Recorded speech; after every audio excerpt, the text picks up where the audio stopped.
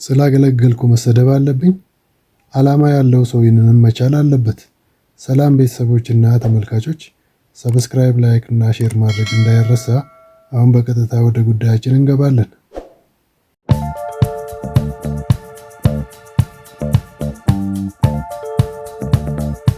ስራ ፈጥረን ስራውን መስራት ስንጀምር ምን ሊገጥመን ይችላል? ከራሴ ተሞክሮ ተነስቼ ልምዴን ባካፍላችሁ ደስ ይለኛል። እኔ በዩቲዩብ እና በቲክቶክ ስለ ስራ እድሎችና ገቢን ለማሻሻል በሚረዱ ጉዳዮች ዙሪያ የኦንላይን ትምህርት እየሰጠሁ እገኛለሁ።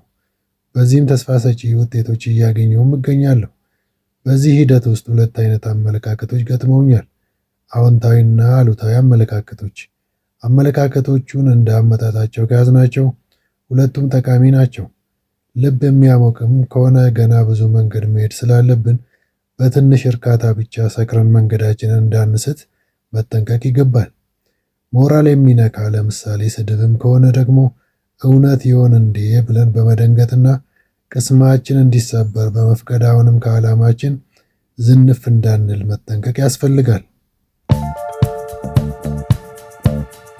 ይህንን ስራ ስሰራ ካጋጠሙኝና ከተማርኩባቸው ገጠመኞች መካከል የተወሰኑትን ላካፍላችሁ። በአሉታዊ ገጠመኞች እንጀምራለን። አጭበርባሪዎች በመንገዳችን ይገባሉ። ለምሳሌ ከዚህ በፊት አንዱ ሰውዬ ደውሎልኝ እንዲህ አለኝ፣ ያንተን የዩቲዩብ ቻናል እና የቲክቶክ አካውንት እከታተላለሁ፣ አድናቂም ነኝ። የምትሰራቸው ስራዎች በጣም አስተማሪና ጠቃሚ ናቸው። በመቀጠል እኔ በቤቴል አካባቢ ኢንተርናሽናል ሆቴል አለኝ። በሆቴሉ የሚጠቀሙ ደንበኞች ደግሞ የውጭ ሀገር ዜጎች ናቸው አለኝ። እነርሱ ደግሞ ኦርጋኒክ ምግብ መመገብ ይፈልጋሉ። ከዚህ በፊት አንዱ ነጋዴ ጤፍ አቅርብልኝ ብየው ቀጭ ቀጭ የሚል ጥራቱ የጎደለው ጤፍ አቅርቦልኝ ለኪሳራ ዳረገኝ አለኝ። ስለዚህ በአንተ ስለምተማመንና በዘላቂነትም አብረን መስራት ስለምፈልግ የምታውቀውን ጥሩ የእህልና የከብቶች ነጋዴ እንድታስተዋውቀኝ በትህትና ጠይቃለሁ አለኝ። ለጊዜው አንድ አይሱዙ ሙሉ ጤፍ፣ ግማሽ ነጭ ግማሽ ቀይ የወጥ እህሎችና 15 ምርጥ በጎችን እፈልጋለሁ አለ። ከጤፉና ከእህሉ አስቀድመን የጥራት ደረጃውን ቼክ ማድረግ ስላለብን ከነጩ 25 ኪሎ፣ ከቀዩ 25 ኪሎ እንደዚሁም ከወጥ እህሎቹ የተወሰነ ኪሎ እንወስዳለን አለ። የነጋዴውንም ስልክ ስጠኝ ብሎ ጠየቀኝ። ስልኩን ከመስጠቴ በፊት ለነጋዴው ደውዬ መረጃውን ካጋራሁት በኋላ ችግር የለውም ስልኬን ስጠው ይደውልልኝ አለ። በዚህም መሰረት ስልኩን ለባለ ሆቴሉ ሰጠሁት። ሁለቱም እየደወሉልኝ አንዱን ማወዳደስ ጀመሩ። ከዚያም ነጋዴው አንድ ቀን ደውሎልኝ ለባለ ሆቴሉ ከላይ የተጠቀሰውን መጠን እህል ያለ ክፍያ በእምነት እንደሰጠው ነገረኝ። የ8,000 ብር እህል ነበር። እንዴት ዝም ብሎ በእምነት እህሉን ይሰጣል ብዬ ሐሳብ ሰጠሁት።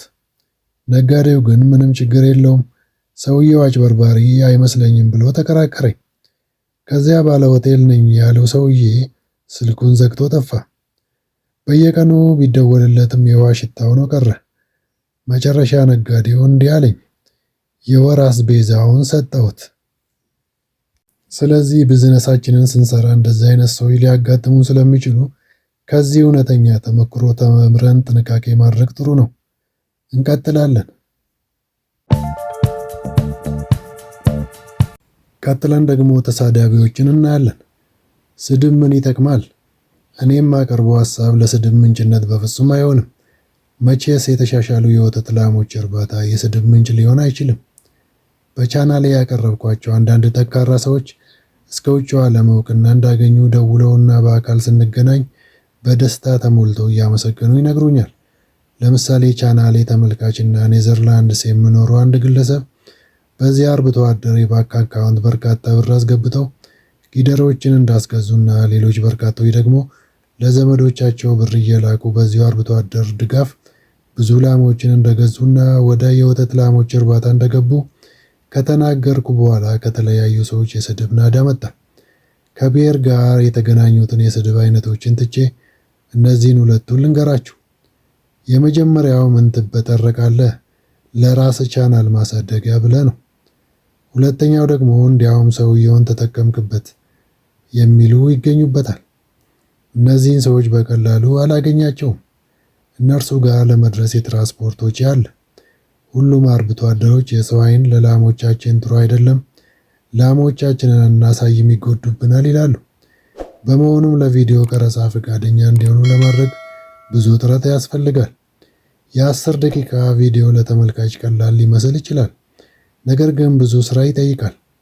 ስለዚህ ገበሬዎቹ ፈቃደኛ እንዲሆኑ ለማድረግ እኔ የምጠቀመው ስልት ሰዎቹን እኔ በማውቃቸው በቅርብ ዘመዶቻቸውና ጓደኞቻቸው አማካኝነት እቀርባቸዋለሁ ማለት ነው። ከዚያም በጥንቃቄ ለተመልካቾቼ ይጠቅማሉ ብዬ የማስባቸውን ሀሳቦች እወስዳለሁ። በስራችን ውጤታማ በመሆን ተሳዳቢዎች አፋቸውን እንዲዘጉና ምላሳቸውን እንዲሰበስቡ ማድረግ ብልህነት ነው።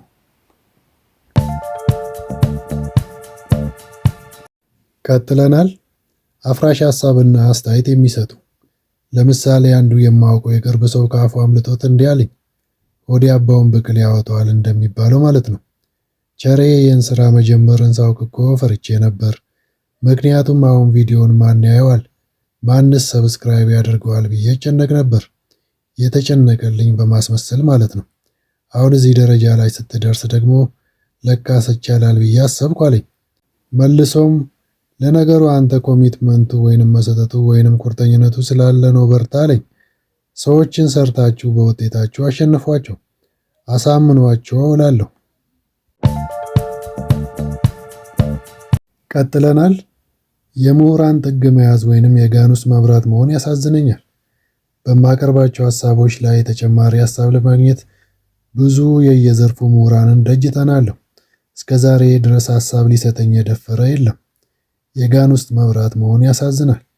የሚያሳዝነው ደግሞ ገበሬዎቹ በልምዳቸው ያገኙትን የአሰራር ስልትና ተሞክሮ ሲያቀርቡ ሀሳባቸውን ለመተቸት የሚቀድማቸው አለመኖሩ ነው። እኔ ከባለ ቲዎሪዎቹ ይልቅ ያልተማሩ ከሚባሉት ገበሬዎች ብዙ ጠቃሚ እውቀት እያገኘው እገኛለሁ። ቀጥለን ደግሞ አዎንታዊ ገጠመኞችን እናያለን። የመጀመሪያው ተግባቦትና ትስስርን ከማሻሻል አንጻር ከሀገር ውስጥና ከውጭ ሀገር ግለሰቦችና ድርጅቶች ጋር ተግባቦትና ትስስርን እንፈጥራለን። በዚህም የሀሳብ፣ የቁሳቁስና የፋይናንስ እንደዚሁም የቴክኖሎጂ ድጋፍ በማግኘት ቢዝነሳችንን ለማሳደግ እድሉ ልናገኝ እንችላለን። ለምሳሌ አሜሪካ የምትኖር ተመልካች ስራዬን የሚያግዙ የገንዘብ ድጋፎችን አድርጋልኛለች። ሁለተኛው ለምንሰራ ስራ መሰጠትን ማወቅና መሻሻልን በተመለከተ ችግሮች ቢኖሩም ወይንም ምቹ ሁኔታዎች ባይኖሩ እንኳን ዓላማዬን ለማሳካት በመሰጠትና በቁርጠኝነት የመስራት ልምድ እንዳዳብር ረድቶኛል። ሶስተኛ ከገቢ ምንጭነት አንጻር የምንሰራው ስራ አንዱ ዓላማው ገቢ በማግኘት የራሳችንን ህይወት ከማሻሻል ባለፈ የእኛን ድጋፍ ለሚሹ ወገኖች መድረስ ነው። ለምሳሌ እኔ በኦንላይን በማስተማር ገቢ ያገኛለሁ። አራተኛ የጎንዮሽ ቢዝነሶችን መፍጠርን በተመለከተ የምንሰራው ስራ እኛ አስበንም ሳናስብም የጎንዮሽ ቢዝነሶችን መፍጠሩ አይቀርም። ለምሳሌ የገረመኝ ነገር እኔ በዩቲዩብ እና በቲክቶክ ላይ አስተማሪ ሀሳቦችን ከማቅረብ ባለፈ ሌላ የጎንዮሽ ቢዝነሶችን ይዞ እንደሚመጣ አንድም ቀን አስቤውም አላውቅም። ነገር ግን ከተመልካቾች የተለያዩ ወደ ትልልቅ ቢዝነስ መቀየር የሚችሉ ሀሳቦች በጥያቄ መልክ፣ በትችት መልክ፣ በአስተያየትና በጥቆማ መልክ ይመጣሉ። ለምሳሌ የሚቀርቡልኝን የስልጠናና የማማከር ፍላጎቶችን ማንሳት ይቻላል። አምስተኛ የተደበቁና አስተማሪ መሆን የሚችሉ ሰዎች ወደፊት ሲመጡና እውቅና ሲያገኙ ከሚፈጠር ደስታ አንጻር እንደዚህ አይነት ሰዎችን ወደፊት ስታመጡ የራሱ በረከት ይዞ መምጣቱ አይቀርም። በቻናሌ ያቀረብኩት አንዱ አርብቶ አደር ሀገር ውስጥ ያገኘው እውቅና ጋር ተያይዞ አንድ ገጠመኝ እንደሚከተለው አጫውቶኛል። መርካቶ ጫማ ልገዛ ሄድኩ። ከአንዱ የጫማ መደብር ገብቼ የምፈልገውን አይነት ጫማ ማፈላለግ ጀመርኩ። ከዚያ ባለሱቁ ትኩር ብሎ እያየኝ መለስ ብሎ ደግሞ የስልኩን ስክሪን ይነካካል። ከዛም ቀና ብሎ ያየኛል። ከጥቂት ደቂቃዎች በኋላ ወደ እኔ ቀርቦ አንተን የሆነ ቦታ አውቃለሁ፣ የት እንደሆነ ብቻ ረሳሁት አለኝ። ትንሽ አሰበና ሌባ ጣቱን ወደ እኔ ቀስሮ አዎ አስታወስኩ፣ ዩቲዩብ ላይ ነው ያየው ብሎኝ ያንተን የዩቲዩብ ቻናል ከፍቶ አሳየኝ አለኝ። ከዚያም የምፈልገውን አይነት ጫማ አስመርቶኝ ዋጋም ቀንሶልኝ ጫማውን ገዝቼ ወደ ቤት የተመለስኩ አለኝ። የእኔ የሥራ ውጤት ስለሆነ ትልቅ ደስታ ይሰማኛል። ስድስተኛ ሰዎች ሥራ ለመፍጠር እንዲነሳሱ ከማድረግ አንፃር ብዙ ሰዎች ወደ ሥራ እንዲገቡ ማድረግ መቻል። አንዳንድ ሀብት ያላቸው መሆኑ የሌላቸው ሰዎች ቁጭ ብለው ሲያማርሩ፣ ነገር ግን ከእነርሱ ባነሰ ወይንም ምንም ሀብት ሳይኖራቸው የተለወጡ የሌሎች ሰዎችን ተሞክሮ ሲያገኙ ለካስ ይቻላል የሚል ስሜት ይፈጠርባቸዋል። በርካታ ሰዎች የጠንካራ ሰዎችን ልምድ ካገኙ በኋላ የግላቸውን ስራ እንደጀመሩ፣ ቀደም ብለው ስራ ጀምረው የነበሩም ሌሎች ሰዎች ይበልጥ ስራቸውን እንዳሻሻሉ ይነግሩኛል። ሰባተኛ ለሌሎች ወገኖች መደገፍ ምክንያት ከመሆን አንፃር ለምሳሌ ስራዬን የሚከታተሉ አንዳንድ ተመልካቾች ለተቸገሩ ተማሪዎች የመማሪያ ቁሳቁሶች ድጋፍ ሲያደርጉ እጅግ በጣም ደስ ይለኛል። እናንተም የግላችሁን ቢዝነስ ስትሰሩ የግድ ከላይ የጠቀስኳቸው አይነት ገጠመኞች ሊኖራችሁ ባይችልም እንኳን ሌሎች አይነት አዎንታዊና አሉታዊ ገጠመኞች እንደሚኖራችሁ አልጠራጠርም። ገጠመኞቹን እንደ አመጣጣቸው በማስተናገድ በሚጠቅሙን መልኩ ስራ ላይ መዋል ይበጃል። ሰብስክራይብ፣ ላይክ እና ሼር ማድረግ እንዳይረሳ። አመሰግናለሁ።